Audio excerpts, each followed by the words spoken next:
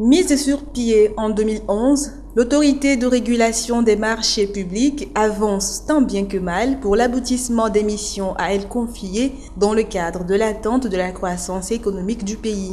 L'autorité de régulation des marchés publics a pour mission essentielle la définition des politiques générales et l'assistance à l'élaboration de la réglementation en matière de marchés publics et de délégation de services publics.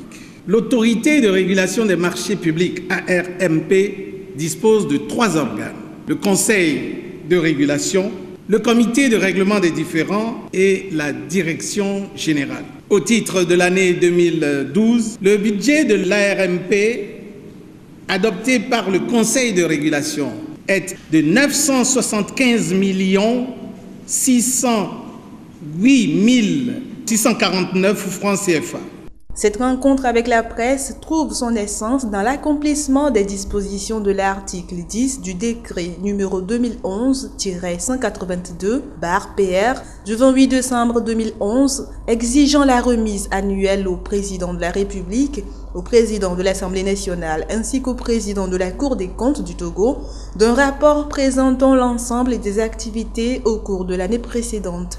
Le rapport d'activité 2012, première année d'exercice de la RMP, publié ce jeudi, vient éclairer sur les actions menées allant de la mise en place des différentes commissions aux séances de vulgarisation sur le système de passation des marchés publics. L'autorité de régulation des marchés a beaucoup veillé à ce que la réglementation en matière de marchés publics soit respectée. L'autorité de régulation a aussi formé des gens, des autorités contratantes, des membres des commissions de passation et des commissions de contrôle. L'autorité de régulation, par le biais du comité de règlement des différends, a réglé beaucoup de conflits.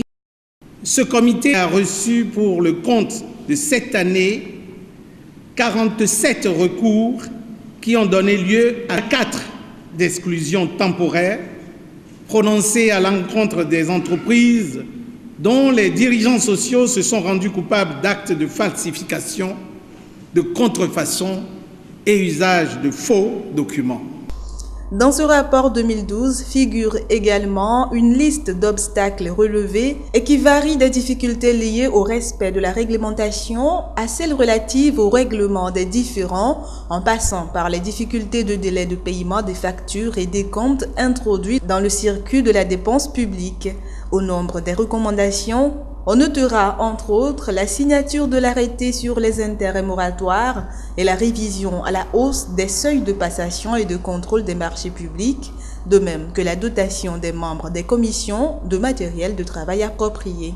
Aussi, en termes de perspective, l'autorité de régulation des marchés publics entend renforcer sa collaboration avec les acteurs du système des marchés publics.